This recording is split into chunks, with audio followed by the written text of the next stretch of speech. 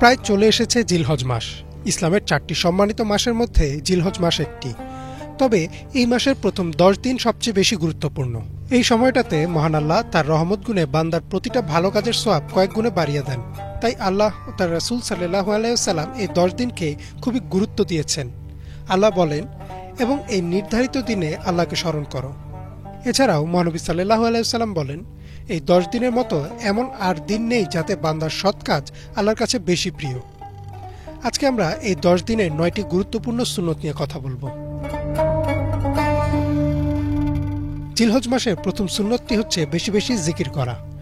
মক্কায় যে সকল হাজিরা অবস্থান করছেন তাদের মুখে সবসময় জিকির থাকে, তবে যারা বাসায় রয়েছেন তাদেরও জিকির করার পরামর্শ দেওয়া হয়েছে। অবসর সময় অথবা 5 ওয়াক্ত নামাজের পরে বেশি বেশি জিকির করা সুন্নত। জিলহজ মাসের প্রথম 9 দিন রোজা রাখা সুন্নত। রোজা হচ্ছে আল্লাহর কাছে সবচেয়ে প্রিয় ইবাদত। হাদিসে কুদসির মতে আল্লাহ বলেন, আদম সন্তানের সকল আমল তার নিজের জন্য, শুধু রোজা ছাড়া সেটি আমার জন্য, আর আমি নিজে তার পুরস্কার দিব। তবে কেউ যদি প্রথম 9 দিন রোজা রাখতে নাও পারেন, তবে অন্তত আরাফার দিন অর্থাৎ 9ম দিন রোজা রাখার পরামর্শ দেওয়া হয়েছে। লাইলাতুল কদর যেমন বছরের সবচেয়ে গুরুত্বপূর্ণ রাত, তেমনি আরাফার দিন হচ্ছে বছরের সবচেয়ে গুরুত্বপূর্ণ দিন। রাসূল সাল্লাল্লাহু আলাইহি ওয়াসাল্লাম বলেন, আরাফার দিনের মতো এমন আর কোনো দিন নেই যাতে আল্লাহ এত মানুষকে আগুন থেকে নাজাত দেন। কোরআন তিলাওয়াত এমন একটা ইবাদত যা বান্দাকে আল্লাহর আরও কাছাকাছি নিয়ে যায়। রাসূল সাল্লাল্লাহু আলাইহি ওয়াসাল্লাম বলেন, যে আল্লাহর কিতাব থেকে একটি অক্ষর পড়বে সে একটি নেকি পাবে, আর আল্লাহ সেই নেকিকে 10 দিয়ে গুণ করে দিবেন। অর্থাৎ সাধারণ দিনেই একটি অক্ষরের জন্য 10টি নেকি দিবেন আল্লাহ। তাহলে এটা কল্পনাতীত যে এই রহমতের সময় আল্লাহ সেই নেকি কত গুণ বাড়িয়ে দিবেন। আমাদের অনেকেরই মা বাবা, ভাই বোন অথবা অন্য যে কোনো প্রিয় মানুষ হয়তো পৃথিবী ছেড়ে চলে গেছেন। যারা হজ করছেন তারা সেই সব প্রিয় মানুষের নাজাতের জন্য দোয়া করতে পারেন, আর যারা হজ করতে পারছেন না তারা সেসব প্রিয় মানুষের পক্ষে সদগায়ে জারিয়া দিতে পারেন। এই উসিলায় হয়তো শেষ বিচারের দিন আল্লাহ তাদের সাথে সদয় আচরণ করবেন। রাসূল সাল্লাল্লাহু আলাইহি ওয়াসাল্লাম বলেন, কোনো ব্যক্তি মারা গেলে তার সৎ কাজ শেষ হয়ে যায় 3টি ছাড়া।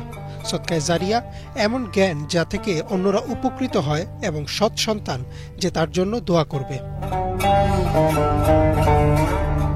জিলহজ মাসের প্রথম 10 দিন রাতে তাহাজ্জুদ আদায় করাকে অনেক আলেম লাইলাতুল কদরের রাতের ইবাদতের মতো গুরুত্ব দিয়েছেন।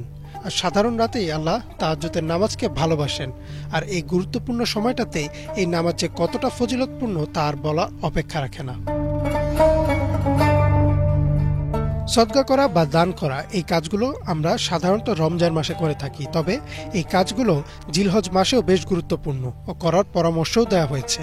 হাসান আল বাসরি রাহমাতুল্লাহি আলাইহি বলেন, একের পর এক হজ করার চেয়ে অন্য এক ভাইয়ের সাহায্য করাটা তোমাদের জন্য অধিক উত্তম। অর্থাৎ এই সময় আমাদের চারপাশে অভাবে থাকা ভাই বোনদের জন্য সাহায্য করাটা খুবই গুরুত্বপূর্ণ।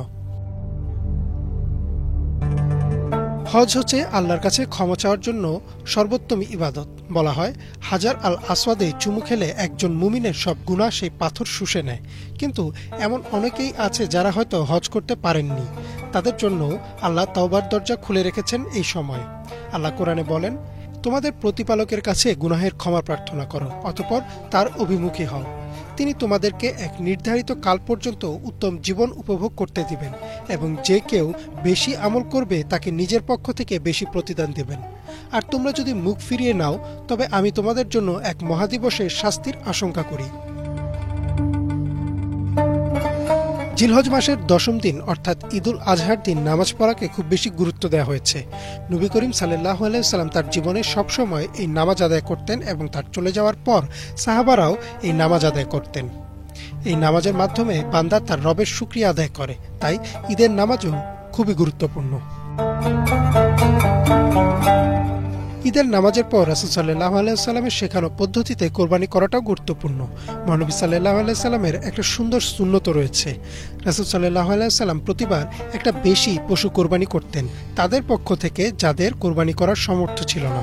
এই সুন্নতটিও পালন করা যেতে পারে যদি সম্ভব হয়।